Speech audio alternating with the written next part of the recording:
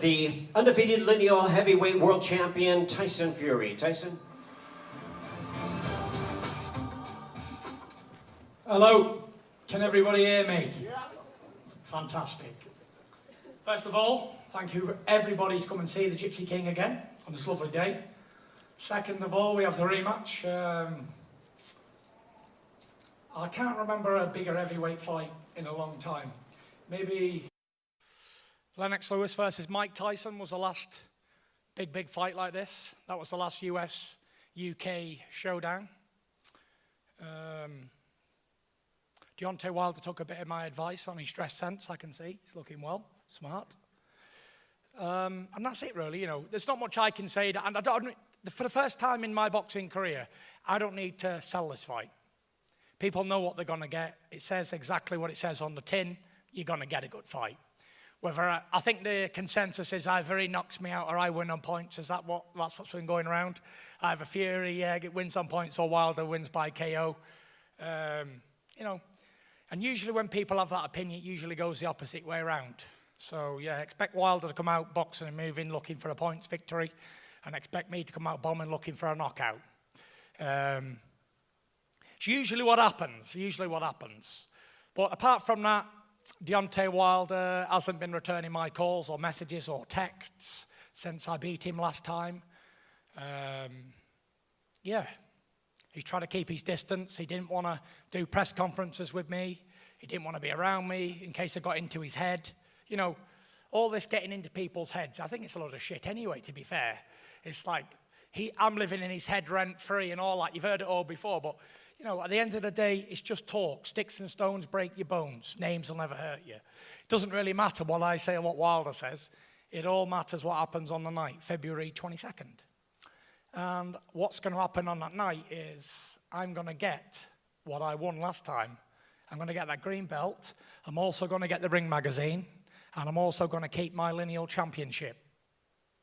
And if he wants to rematch again, no problem. Beat a man once, you beat him again, you definitely beat him 3 times in a row. Not a bother. And that is about all from me. Thank you very much. And now it's time to hear from the undefeated WBC world champion, Deonty Wilder. How you guys doing? It's great to be back. You know, another event.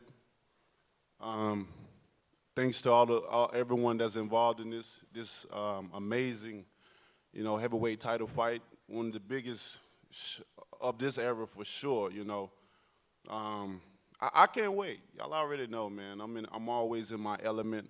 I'm always in the zone. You know, and right now, man, I can't wait. I'm going into camp. Can't wait to get back into camp. You know, my body feel like it's walking into the 6th week of camp instead of the 3rd week of camp. And it's been amazing for me because it's been a quick turnaround for me. Usually I'm months and months and months at a time before I have another fight, but I'm still coming in shape. You know, I always say I put shape on top of shape, but this time around I'm putting shape on top of shape on top of shape. You know, and it allowed me to prepare, you know, even harder, even more for him. And we all know rematches. I'm always sharp. Because I've been in there with them before. I understand what they're capable of doing and what they're planning on doing and what they did in the fight, and I take away from that and I bring it to account for me. So I'm prepared more than ever for this fight. I knocked him out the first time. I told Fury 2 years ago that I was going to baptize him, and I did just that. You know, rising up is part of the baptism. I told her he was going to go timber, and he did just that. But this time around, it's a different story. This time around, this is called unfinished business. This point in time, he won't be able to get up. And since he's in WWE, I'm going to make sure he go right out the ring, and I might get on the top of the bucket or the rope and come down with a flying elbow kick. Who knows? Who knows? But I can't wait for this fight. This is going to be an exciting fight like it was the first time. I think the controversial decision that the referee gave him, you know, I think it helped this out for the second time around. You know, them not wanting the quick rematch. I think they helped us out the second time. Definitely made it bigger.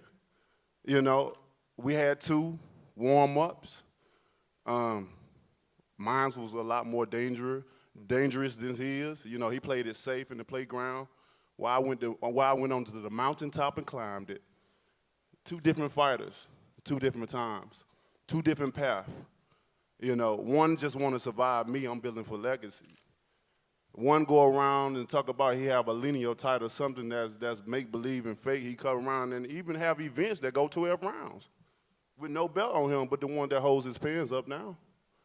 That's the only thing. But February 22nd, that lineal bullshit, it ends there. It ends with him. He need validation from the people. He needs some type of inspiration, some type of motivation to feel like he beat me such a far wide margin that he did, when he know he didn't. And if so, why so many trainers? Why so many rotations? He rotating trainers like he do his draws. Every day changing, firing, hiring. The first time around, he wanted to talk about how he was out of shape and stuff, but you did. You came in great shape the first time, like you supposed to. What you spent? 100,000 pounds? Trainers, camps, different little things.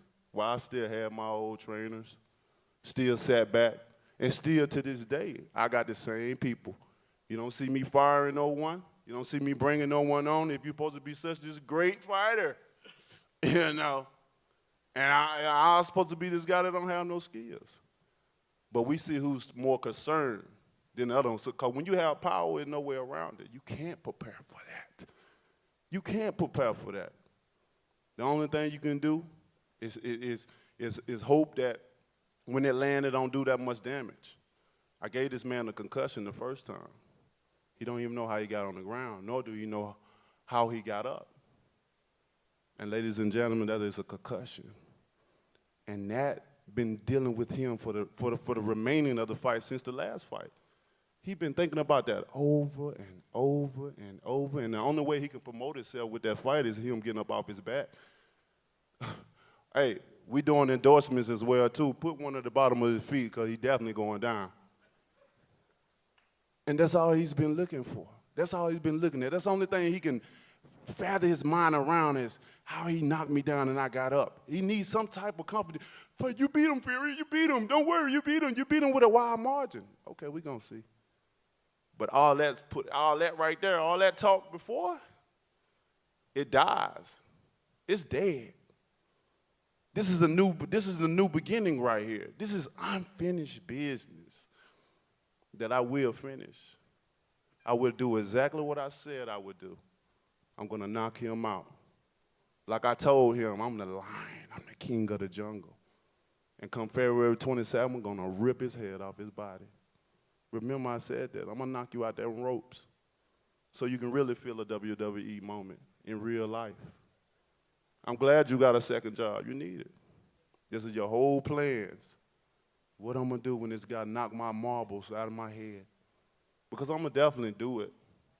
And I can't wait. This is a major fight for you guys. You should be excited. This is the Wilder Fury 2 rematch, and it don't get no better than this. Two giants. Two champions putting their life on the line for others' entertainment. From a distance of places. He's from all the way over the pond, and I'm from here. Two guys putting their energy in the ring just to see who is the king.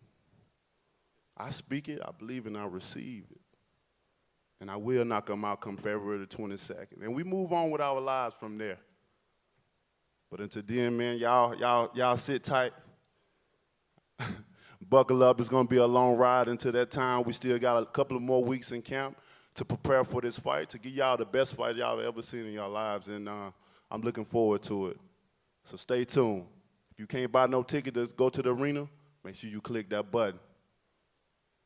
Till then, I can't wait, baby. Bomb Squad! Thank you, Deonty Wilder. Now we're going to have a Q&A session. We have, if you have some questions, you can ask the fighters. We have the promoters. We have the trainers as well. And looks like we have Lance here. Hey, Lance. Hey, guys. Deonty, for you, this fight is an opportunity for you to really prove that you are a boxer. I mean, he tested your boxing skills in the first fight. He's clearly going to do it again following the Luis Ortiz fight. Can you talk about that and how, you as a boxer have an opportunity to shine here? Almost definitely. I mean, me as a boxer have an opportunity each and every time I have an outing. When I get in the ring, so many different things go through my head when I'm trying to adjust to my opponent, when I'm trying to time him, when I'm building up all the data that I need for him to set him up for that perfect punch. People don't understand, like with skills, it's a lot of things that come with skills, not just the average one-on-one fundamental of throwing the jab, throwing the right hand, and falling behind the left hook. It's so many different things, and that's why boxing is what it is. Styles make fights, and that'll always be the same. Styles make fights, but we all have to have different types of styles and abilities of doing things. So in the first one, I showed nothing. I was so excited. It was my time. It was my time. I don't think a person will ever know what it feels like to compete against so many different sports in this country, knowing that boxing is not the top sport, and finally get you a date to yourself. It was amazing. Have the first promotion. I came in with one arm. I broke my hand in camp. I only had 12 weeks and 4 days to train. In that 12 weeks and 4 days, guess what? When that ran out, I was going to be in the ring exact, and I didn't want to risk throwing my hand in camp. I said, at least if I break it in the fight, I'm getting paid. But this time around, I'm in full health. I got both of my hands together. And with Deonty Wilder, I'm unpredictable, so you just don't know what's going to happen. But I know when it comes, bam, baby, good night. Thank you so much. And Tyson, for you, I know that you want probably a repeat of the last fight where you were sensational in the boxing element of it. Is that right? And then on top of that, the change in trainers, how will that help you execute that?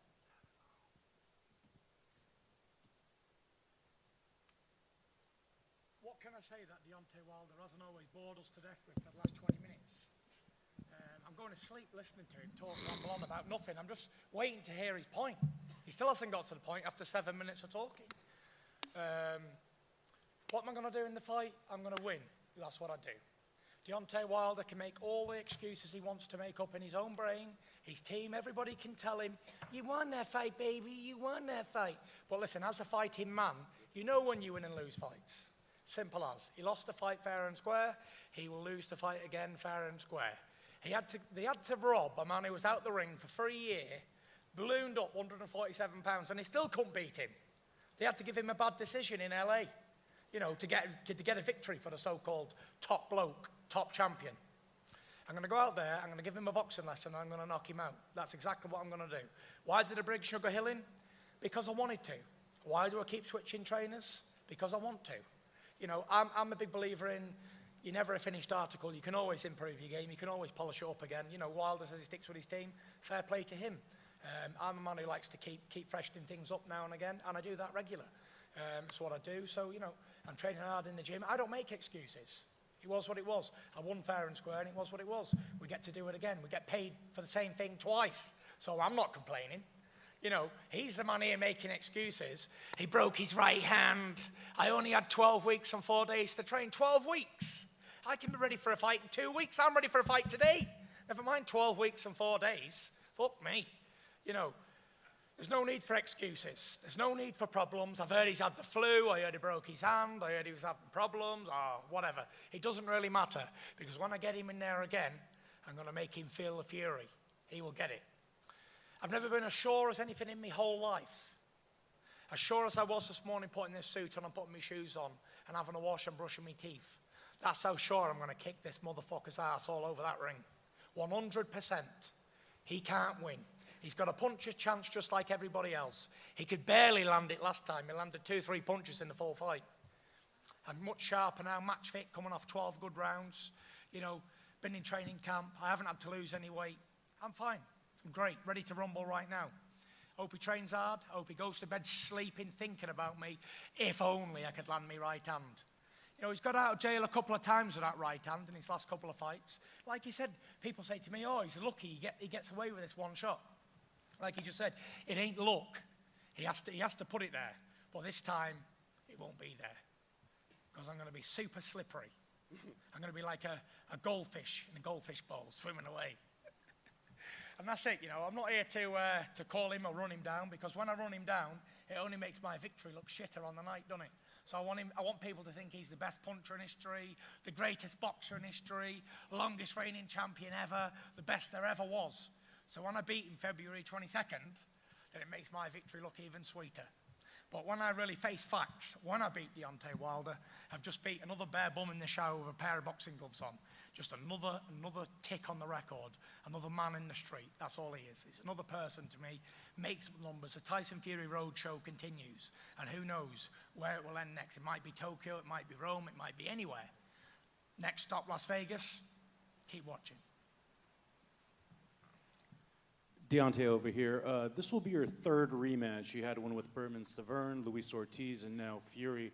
Fury has not had a rematch. So what do you make of the fact that you can see and prepare for an opponent the second time, and he hasn't had that opportunity yet? I have had that opportunity. I have had a rematch before, twice. Get your boxing facts straight, Mosh. Come on. He's aggravated, don't mind him.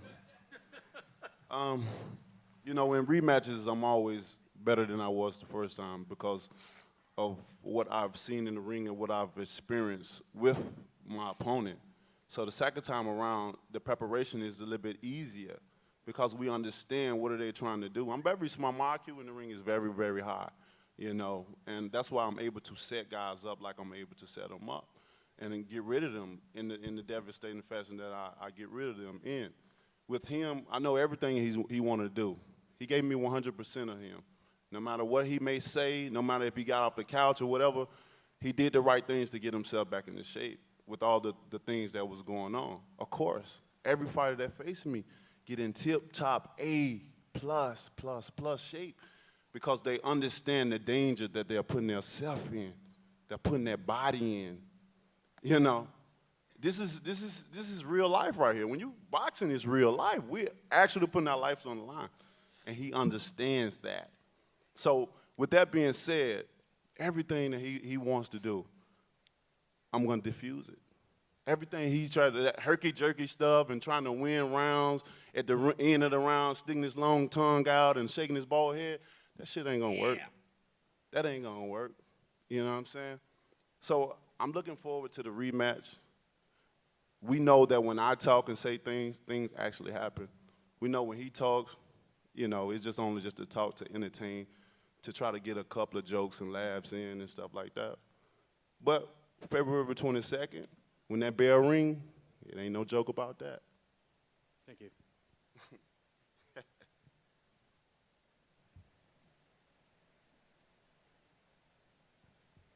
Quick question for Deonty Wilder first. Have you been able to recreate Tyson's movement in the gym? And what did you learn from the first fight about what you have to do to counteract that? Well, we got a lot of great guys that come in and out of there, and they use the herky-jerky stuff, the feints and all that, and different things like that. You know, we're bringing different guys at different heights in, you know, that can give me different looks for sure. What was that second question you were saying? I was just saying, what did you learn from the first fight? What do you need to do to stop him from getting away For from the first fight, just being more calmer. You know, you're going to see a much more calmer and patient Wilder this time, just like you've seen in the Ortiz. You know, a lot of people didn't understand what I was doing, you know. And when you're blessed with power, you know, you're not worrying about rounds and different things like that. The object of boxing is to win, not just to win rounds, but to win. And I wins. And I do it in a devastating fashion. I do it in a fashion in which you guys get dressed to come and see. Y'all not coming to see a heavyweight go 12 rounds talking about skills and wheels and paying bills. You come to see him get knocked out. That's what you come to see because you most likely have things planned, you know, after that you want to go see. So when it's a good night, hey, you say, thank you, Deonty, and you go on about your business and handle what you got to do that night. But I'm more than prepared. Like he said he's ready right now, I am too. And I can say it with a smile. I'm in a happy place in my life. I'm very happy. I'm blessed. My family is blessed. And I'm looking forward to this rematch. You know, this is the settle the talk. You know, winner takes all right here. And I can't wait. trust me, he's getting knocked out. Thank you. And just one for Tyson. Tyson, I've seen you're working with George Lockhart, the nutritionist. Why did you decide to bring George into your camp, and what difference is he making to the work that you're doing at the moment? Yeah, I brought George in. He's helping with my nutrition. Seems a really good guy, and I'm eating more than I've ever ate before, and training good, and everything's going really well. No injuries, and training camp's going quite well. I've only just started training camp like 10 days ago. So yeah, I can't complain. I never have any excuses. The only thing I'd hope to do before I get to the fight is come to it injury-free. And that's usually what any boxer can only ask for, to enter the ring injury-free. And then it's down to us then on the night, who wants it more, and who's willing to go home as a loser and as a second-place person. But listening to Deonty for the last half an hour, 1 minute he says, I made up this title of lineal championships, and then he keeps talking about he's going to walk away with them all. So which is it? Have I made it up, and is it fake, or is it an official title? Anyone who knows boxing knows the lineage of the heavyweight division goes back to the days of John L. Sullivan, right up to the way to me today, Tyson Fury. All this talk of the lineal ship, he'll be gone after me and whatever. If he beats me, he'll be beating the lineal heavyweight champion of the world, which means he's the best of his era. And every era there's the best, and I'm the current best lineal champion of my era. I took that title from Vladimir Klitschko, 28th of November 2015. Nobody disputed that Vladimir was the best of the day, and I inherited that title off him. So until somebody beats me, I'm still a lineal champion and still exists. I actually set a massive precedent when it comes to titles, because it was the first time in history that the lineal championship had ever split from the Ring Magazine championship. And I spoke to Ring Magazine guys today, and they're quite delighted that the Ring and the lineal will be put back together after a 3-year, 4-year layoff. So yeah, it's going to be a fantastic night. Deonty Wilder is going to come in, and like he said, he's going to be more patient and more relaxed, and whatever he's going to do, try to land that right hand. Of course, that's his best weapon, the big right hand. Knock me out, whatever. And it's my job not to let him do that. And the fact of the matter is, I'm not going to dress it up, I'm going to speak the honest truth. If I'm stupid enough to get hit by that big stupid right hand, then I deserve knocking out. And it will knock anybody out. As we saw, he hit me with it twice, and bam, I hit the floor twice. But it's not how you hit the floor, it's how you get back up and respond. And he knows he ain't messing with no quitter, no shithouse here. I'm a fighting man. And the late great Brendan Ingle once said, to beat Tyson Fury, you have to nail him to the fucking canvas. And that's what this little skinny-legged super noodle will have to do, nail me to the canvas. And if he can't do that, I'm going to eat him up. This time is going to be different.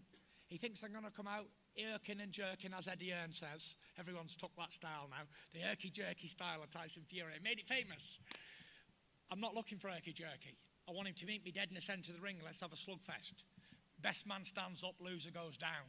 I got 20 knockouts out of 29 wins.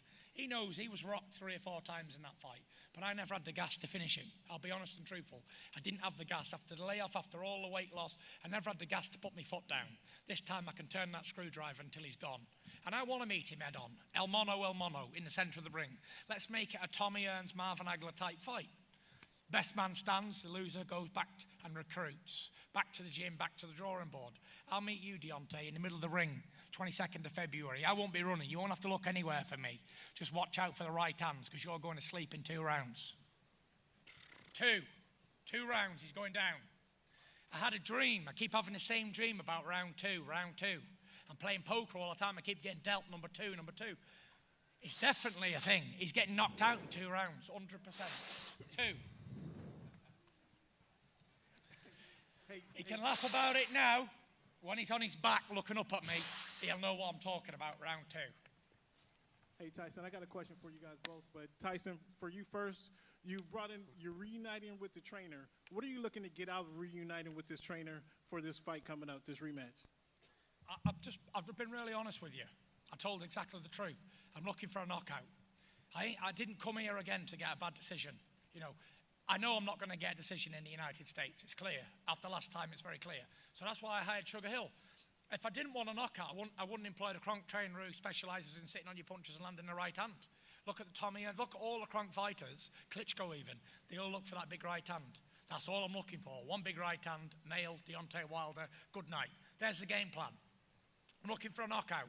And if I wasn't looking for a knockout, I'd have kept hold of Ben Davis. It would have sharpened up on what we were doing, herky-jerky, slipping and sliding. I ain't looking for that. I ain't coming here for a points decision. I'm coming for a knockout. Like Deontay Wilder said, I'm sick of points decisions. I've had plenty of them in my career. I've had 9 of them. I'm looking for a knockout, number 21. And that's brutally honest. Brutally, from the heart, honest. I'm looking to knock him out. Hey, champ, he changed my mind. My line of thinking. Care to respond to his two round knockout prediction?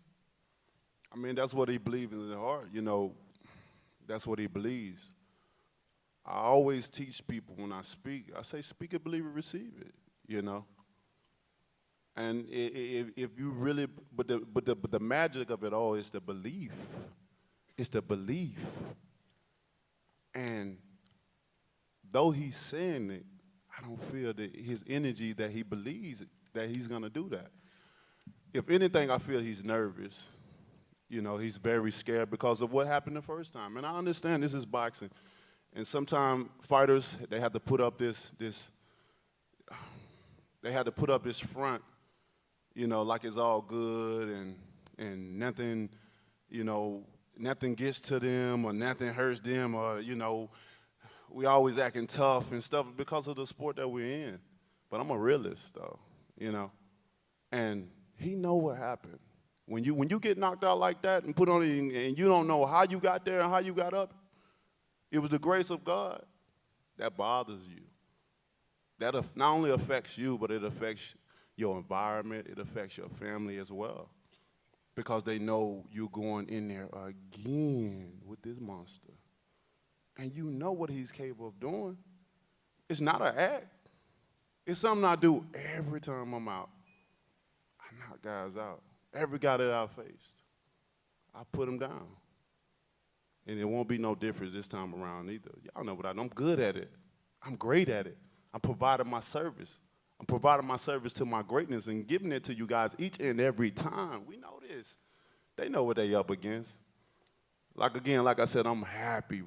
I sit up here right here with smiles. I can't even stop smiling because that's the inner happiness inside of me. I'm not concerned or worried about who he got in camp or what he got going on. I'm not worried at all. He should be worried about me. And I already starting camp 10 days, and when this is going to the 3rd week, boy, you better. Boy, you. Shit. It's going to be a beautiful moment in time for me, but not so pleasant for him.